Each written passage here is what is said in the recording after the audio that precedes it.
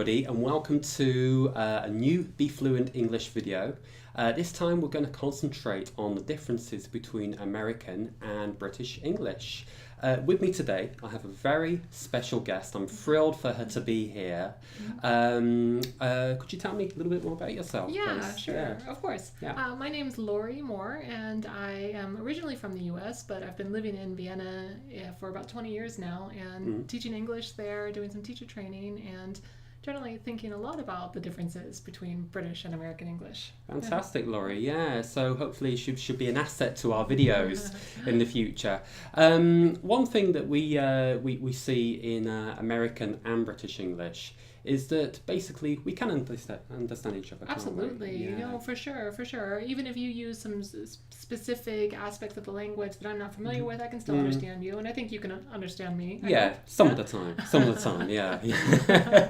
Most of the time. Most of the time, that's it, absolutely. I think the important thing is that when people go to, for example, my country, Britain, or they go to America, there are regional differences, particularly with vocabulary, sometimes certain lexis that is used, and words. And that can be very confusing for learners of English. So if we look at, for example, somebody who comes from Boston or Texas, or particularly where I'm from, in the north of England, and somebody from London. So there are very wide variations. However, if you try to aim for a very neutral type of English, you shouldn't see too many problems. For sure, absolutely. And one of the questions we get all the time is, which English should I use? And the answer to that is whichever one you feel comfortable with. I use American English. It's what I definitely am comfortable with, what I've always used, and you use British English, I imagine.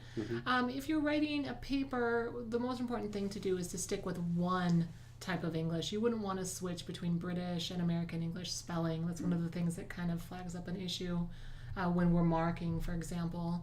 And otherwise, I think as far as pronunciations are concerned, do whatever you want to, whatever suits you best for your context, for your specific needs, and whatever you feel the most comfortable with. Do you think so? I agree with that, Lawrie. Yes, yeah. It's an interesting conversation that comes up with a lot of people I work with, and particularly if you want to go and work in the UK for the summer, obviously opt for British English. But if you want to spend maybe a term working in New York or something, definitely American English. Sorry. Right. Yeah. And if you're someplace else in the world, it really doesn't matter too much. Not like it did maybe 20 years ago. I think it was a little bit more important, but now people are more flexible. Absolutely. Yeah. So I think also one thing I'd like to add is that in English, a lot of people are now learning English. They're learning English as a lingua franca, I would say, because they need it to do business, they need to travel or work or commerce or whatever it might be. And we need to be aware of new Englishes coming into the world. So it's not just sort of American and British English as it probably was 20, 30 years ago.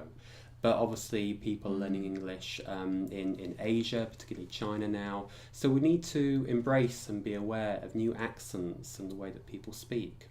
Sure, absolutely. Yeah, definitely. Yeah, that's it. So on these next series of videos, we're going to look at the differences with vocabulary, with grammar, and also with some idioms and phrases that are used between our two languages. Great. Yeah. Okay. Sounds like fun. Great. Looking forward to it, everybody.